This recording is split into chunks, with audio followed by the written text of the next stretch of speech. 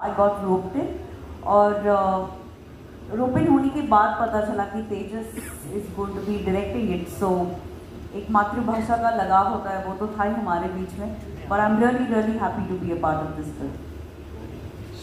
रात को जब 30 अगस्त को इनकाउंटर के लिए निकले थे, what was the conversation between him and his wife, ये छोटी छोटी चीज़ें I think that lent a certain I think pace to playing the character very well on screen और actually at the end of the day आपको वो liberty लेनी पड़ती है।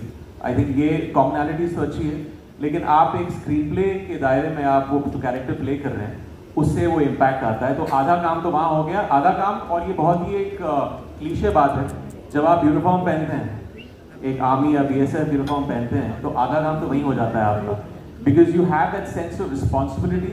जब आप वो यूनिफॉर्म पहन रहे हैं, आप किसी की ज़िंदगी को बड़े पर्दे पर दर्शा रहे हैं, that has to be done with a certain care, sensitivity. Of course वो एक रूम है जहाँ पे कभी कभी वो ड्रामेटिक आपको दिखाना पड़ता है दर्शाने के लिए, but this a responsibility that आप इन BSF ऑफिसर्स की दुनिया दिखा रहे हैं। एंड एक तो चाह ऑडियंस की रहती है, उनकी एक्नॉलेजमेंट रहती है, but we had screening for them, और इनका और इनके फैमिली का जो एंडोर्समेंट मिला है मेरे परफॉर्मेंस के लिए, दैट आई वाज लाइक ठीक है, मैंने कुछ सही किया है।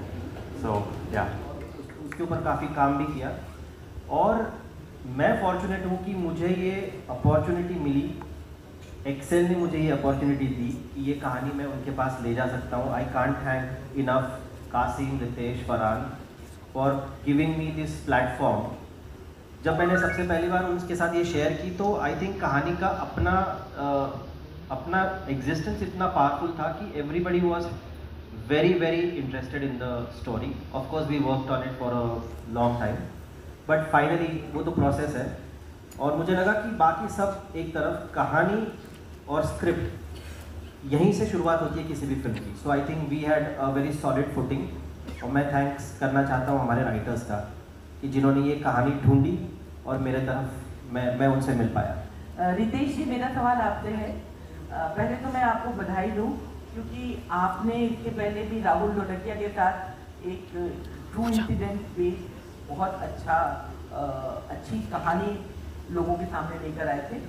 मेरा सवाल ये है कि एज अ प्रोड्यूसर इस तरह की जो चीज़ें होती हैं उनमें पॉलिटिकल प्रेशर भी रहता है और सिनेमैटिक लिबर्टीज लेने के लिए भी बहुत डिफिकल्टीज आती है। यहाँ पर एक डायरेक्टर जनरल का रिकमेंडेशन डिस्क होता है जो स्टील प्लेट का होता है, उसका शायद डायमीटर 1 इंच का होगा, वो मैंने लगा रखा था यूनिफॉर्म में। पैरा जैकेट के अंदर एक्चुअल यूनिफॉर्म पे था वो सब कुछ कहानी खत्म हो गई। ऑपरेशन थिएटर से यूनिफॉर्म को काट के डॉक्टर्स ने फैमिली को दे दिया। 2 दिन बाद वो यूनिफॉर्म वॉशरमैन ने जब वॉश किया तो उसकी पिन उसके हाथ में चुभी, तो वो ला करके मेरे वाइफ को दिया।